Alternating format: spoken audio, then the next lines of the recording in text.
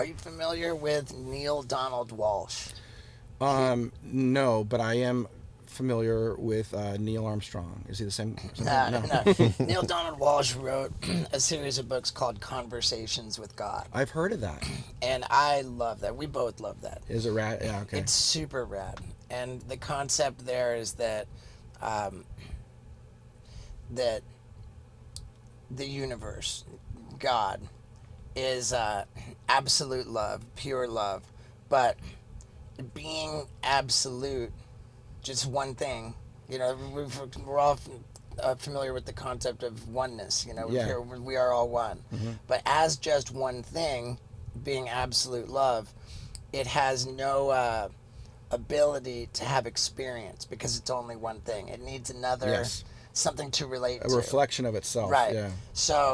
So the actual universe, this is the theory. The universe is an exercise in that absolute love experiencing itself, where it divides itself into Little a multitude of parts, Yep. so that each part can relate to the other part, and in that move you go from the absolute realm to the relative realm. Yeah. And relative meaning that you can't have, nothing can be cold unless you have hot. Yep. Nothing I can would be up subscribe to unless that. you have down. Yep. And so it's all, that division of the absolute creates the ability for there to be experience. Yep. I And totally that, subscribe to that. and thus we are all, and all of creation is an exercise in God experiencing itself. Totally. And I think, like, there's a guy who wrote a fascinating book called My Big Toe, The Theory of Everything. Is this like crazy physicist trying to figure out how it all works, and he said the same thing. If there is like one source unified mind, the only way for it to evolve, because you devolve or evolve, is to break off pieces of itself and learn lessons without knowing the answer. Like, we're in a quiz, and if someone goes, dude, you can die, you're immortal, you're fine, you're like, oh shit, then fuck it, I'll jump in front of a train. Right. Nothing matters. But if you don't know that, then you'll act differently, and you'll learn differently, and you'll have compassion and all these different things. And then source can grow. And I think the difference here is, what's interesting is the way I see it in my mind. It's, imagine you have like the shoebox of light, and that's like the fucking love. Everything's combined and we're all one. And then you have a shoebox of pitch blackness. That's the absence of that. And then you shove them together, and all the light goes dark, but all you're left with these little specks of light in the darkness. Those are like stars, and those are spitting out, and those grow out onto planets and create these little life forms that experience things, and everything's existing in the same place. And that's where you get kind of the geometries, they show you those shapes where the staircases spiral down, or plants grow in a spiral. It's like holographic, like everything is existing within the same location, going into itself, almost like a hologram. If you look at it, and I see a picture of you in 3D, and I break it into like a bunch of glass pieces, every piece contains you. Did you know that? I can take a broken piece of that hologram and look down, and I'll see your whole body, even though it's just like your ear. It's like that's just every hologram that we fuck around with and we print with lasers and do something funny, are cool with it. But that's kind of how the universe is. It's like everything's within itself. Yeah. Somebody just said one line that I just grabbed onto so much. We are all eyes in the same head. That's pretty interesting. We are all dicks in the same underpants. Same, pretty much the exact same thing. It's funny. Right. Did you ever think that you'd be here talking about like conversations with God and shit? Like, what happened to you?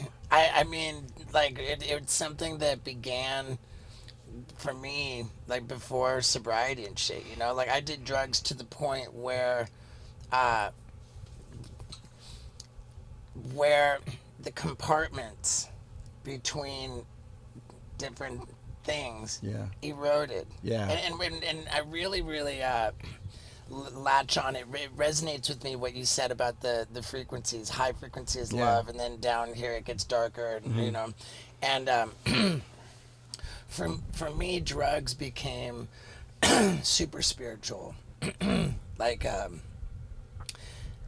where I had hallucinations. I was hearing voices. I was like seeing like odd, like I was seeing people walk around who were never physically there. Yeah. I was hearing voices. It was just all of this otherworldly shit, and I was so fucking like blown away by it. I loved it so much. I just kept piling more drugs into my Yeah. body to keep it happening. Yeah, This yeah. was my spiritual connection, and the thing about that, it was as fascinating as it was, as much as I loved it, like it. I recognized that that was a dangerous approach to spirituality, because I believe the drugs I was doing eroded the barriers between other Yeah, yeah. It's like dimensionary it's shit. opening up the dial, and you're getting Right. flooded with so much Right, shit. right, Yeah. but by doing it that way, you're letting in like just all fucking Who knows what's coming in? demon ass shit. Yeah, you you're know? tuned into a radio station, and you said, let's just listen to all the stations at once. You know, What, Right. what drug did it the most for you? What drug dissolved the barriers the most? Or was it like, It was 3 days of cocaine and huffing like nitrous oxide. that's gnarly. What if you said estrogen? He's all, I used to do so much estrogen. It was insane. Dude, that's heavy. I mean, Yeah, people and- do. it would always be 3 days of cocaine and I then, would basically do cocaine for 3 days, and I'd be doing inhaling nitrous oxide the whole time, and the more sleep deprived, the more So like, gnarly. yeah.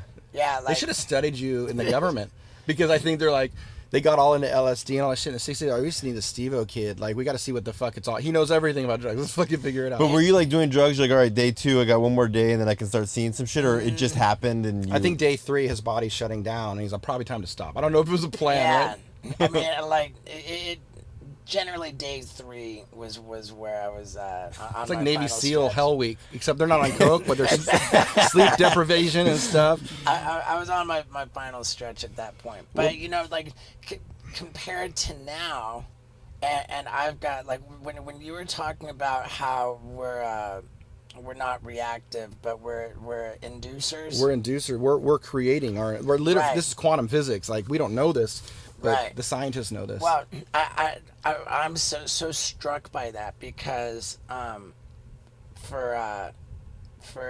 924 consecutive days, I've maintained an average of over 40 minutes of meditation every single day, That's fucking great, dude. and When I'm it- terrified to stop. Well, let me tell you something that's really dope. So, my friend Mark from Blink got cancer, and he's cool now. Like, he got it all, like, it's all taken care of. But when it happened, I was like, I know that energy healing works. And so I called up my partner from CIA, and he goes, dude, he's all, it's very real. He's all, whenever we have people within the agency that get sick, we send them to this one guy.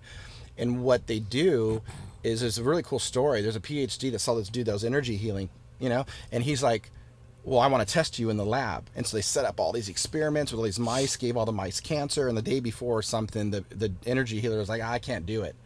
And so they're just going to shut the thing down. But then one of the technicians told the PhD guy, and she's like, well, why don't you just do it? You knew what he was doing. He goes, I can't do it. He's like special. No, he just puts his hands near something and focuses intention and whatever. Just do it. You already spent the money. You already got the fucking mice that are sick. Well, all of these mice were 100, not 90%, not 70%, 100% going to die on day 27, because they gave him that type of cancer. They do it all the time. So he goes up there and he goes, okay, spends a few hours each day, hands on the cage, just intending, all you do is focus on destroying the tumors, healthy mice. Nothing's happening. It's like week 2 and it's like fucking nothing happened. So he's going to cancel. She's like, just keep going. Just do the full fucking 27 days. Well, like on day 20, 21, the tumors start exploding. Starts healing all the mice. They take the blood out of the mice, go to a different cage, put it in there, but fucking heals those mice. None of the mice can ever get that cancer again. They then do energy healing on a cotton swab, and they mail the cotton swab across the country, put that cotton swab in with some mice, it heals those fucking mice. And what it's led to was a profound discovery that consciousness, again, is what dictates physical everything. And if you meditate, or you pray, or you get on your knees and fucking focus on, it doesn't matter. When you shut your mind down and open up bandwidth to God, source, it doesn't, physics doesn't care if you think it's Allah, Jesus, consciousness. Sure. Just shut your mind down. You can do anything because you're a transducer of your environment. So you can heal shit. You can heal cancer. You can walk on water. Like Jesus, you can lay on a bed of nails. You can walk across fire. You can levitate. My partner, the physicist, was dispatched by the DOD to the Middle East to check out these dudes that were meditating and levitating, like we see in cartoons. You know, like woo, you know, the snake comes out and he levitate. That was happening, and they couldn't understand why, because it was consciousness. Like, so my point is like, we're so powerful, we don't even know it. And I'm not saying I know how to do all this shit, but I'm telling you, it's like real. For sure. I'm terrified of ever missing a meditation. Like, I keep track of it on an app. You know what you need to do? This is what you need. I'm not saying I know how to do this, but you meditate like way more than I do, and I wish I did it like you. But what the real goal is to meditate while you're walking around. And that's like monk shit. That's like Jedi. My deal is like mantra meditation. Okay. So like I'm just sitting still and yeah. you know, Could you imagine if like right now you're fucking locked in? Yeah, I mean, you'd be like Luke Skywalker. I'm telling you, it's like Jedi shit. I really subscribe to it. Here's something that I've said a lot. Like we were talking about it this morning. You know, like most people's problem is that they don't have a goal. Yeah. You can't accomplish a purpose. Goal. You can't accomplish something without first identifying what you want to accomplish. Because when you have a purpose or a goal, you are creating that. Remember? Like, if you don't have one, what are you creating? Like, if you're working towards something, you're envisioning it, you're thinking about it, you're planning it, you're making steps to get there, that is manifesting that reality. That's how it starts. And if you don't have that, then it's kind of vacant, you know? For sure. And once you've identified a goal, then intelligence is helpful for sort of conceiving ways to you know, accomplish it. Certainly talent is helpful, you know, for like, but nothing comes fucking close to enthusiasm. Interesting. Enthusiasm is the engine which drives the human experience. Like, it doesn't matter. I believe that, yeah. It doesn't fucking matter if I'm talented or intelligent. If I fucking have passion, then I'm gonna make it happen. And then as I related this, you know, this many times, and then just out of nowhere, somebody offered up on their own without me even. They said the Latin root for the word enthusiasm is en theos, which means with God. Wow, that's dope. Love that. It's cool. Yeah, so it's when cool. when you're fucking on fire for something, You're with God. you're with God. You're doing God's work. You're doing the Lord's work. And I love that too, man. So when you're horny and you're really passionately horny, doing it, I'm with God. Yeah, I mean, whenever people historically, and you know, would ask me advice on something, they'd say, you know, like how do I do this? Well, you know, my first advice is whatever it is you want to do or get good at, start doing it. You know, don't wait for someone to pick you. Don't wait for the stars to line up. Yep. You know, start doing it with one caveat. Make sure that you're not that you're learning the right way, because we can like get all on one and then start like learning bad habits. You don't want to learn bad habits that you're gonna have to unlearn. So maybe find a mentor, somebody who's done it before, somebody who can make sure you're on the right track. Like Naudis. Right. Yeah. find a way to make sure that you're learning the correct way, but waste no time. Start doing it. And then I would say, it doesn't matter what you want to accomplish. It simply matters how fucking bad you want it. Oh, I so agree with that. That enthusiasm. And love that. And I think that for me, this is where my meditation comes in, is that I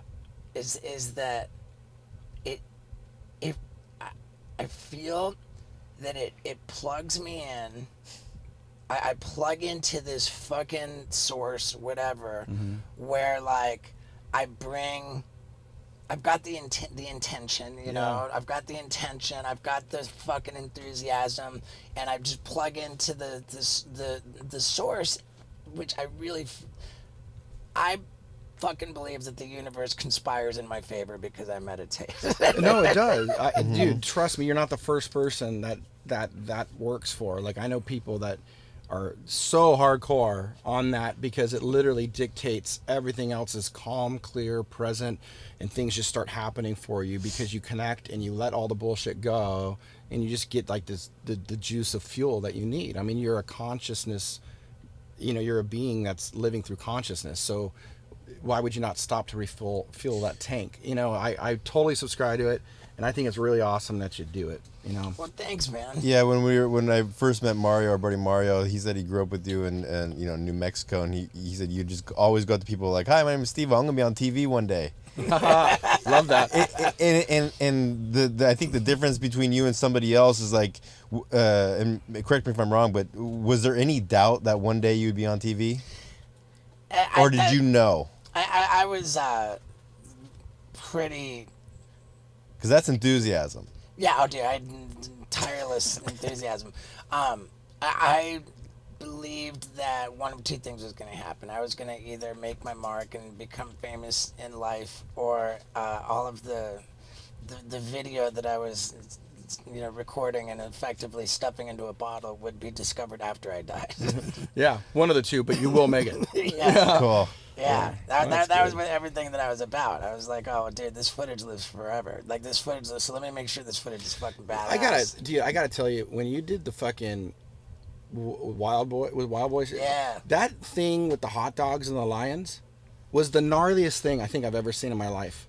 Because you just remember you falling from the hammock into the lions. Right. The fuck were you guys thinking? So heavy. Yeah, it was heavy. The first trip we took to film the pilot for Wild Boys, we went out to South Africa because that's where they had the great white sharks. We wanted to jump off the boat next to the great white shark. That was like the main reason why we did the pilot in South Africa. We also brought a zebra suit, 2-man zebra suit, for us to go on safari. We wanted to get a shot with the lion while we're in the zebra suit.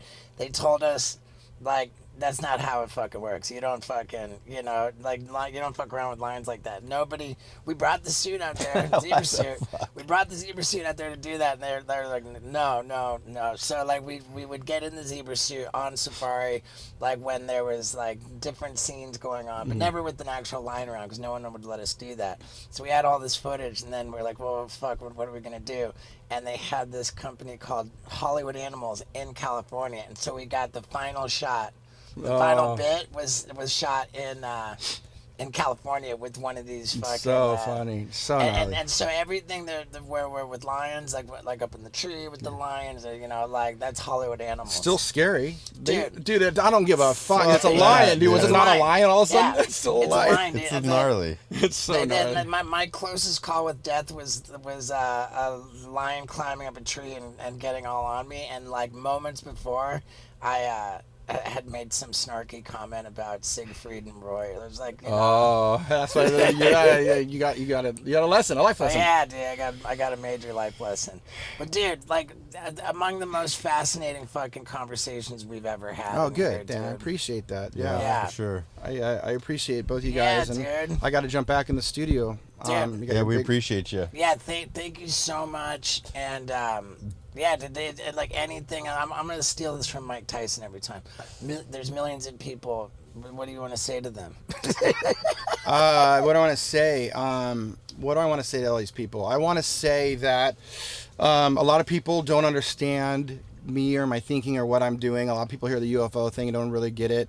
My company, To the Stars, has really gotten itself in a really cool position to help you understand all these things that are a lot to digest for people. And it still comes from this kind of rebellious punk rock skateboarder youth that I've always been, which was like, kind of do my own thing, and I chase things that I think can make the world cooler or better or funnier or happier. And I really believe that I'm kind of in the epicenter of a lot of really cool things, but that are going to really influence the world. But the movies and all the things I'm making are really a direct result of the people I work with, the things that I've figured out, the things that we're doing with the government, and like really trying to get people to understand that you're powerful, you're fucking awesome, and you can make life what you want it. You just got to understand how it works. And that's kind of the realm that I think humans are in right now. We're going to start to learn because it's been secret for so long, what we're capable of and how this all works, and it's going to profoundly change the human experience in a way that you're already discovering. You, I don't know, man. You're just not doing it yet. You know? Questionable. It's questionable. All right, thank you guys so much. Yeah, man. Thanks. Fuck yeah, brother. That was great. All right, kids. It's called Steve-O's Hot Sauce for Your Butthole. And if you go on Amazon and type in Steve-O's Hot Sauce for Your Butthole and order yourself a bottle, you'd be really helping me. Because right now we're ranked number 30 on all of Amazon. And if you buy a bottle, we might go up the ladder. And that would mean a lot. So please get on Amazon and buy Steve-O's Hot Sauce for Your Butthole. Yeah. Yeah, dude.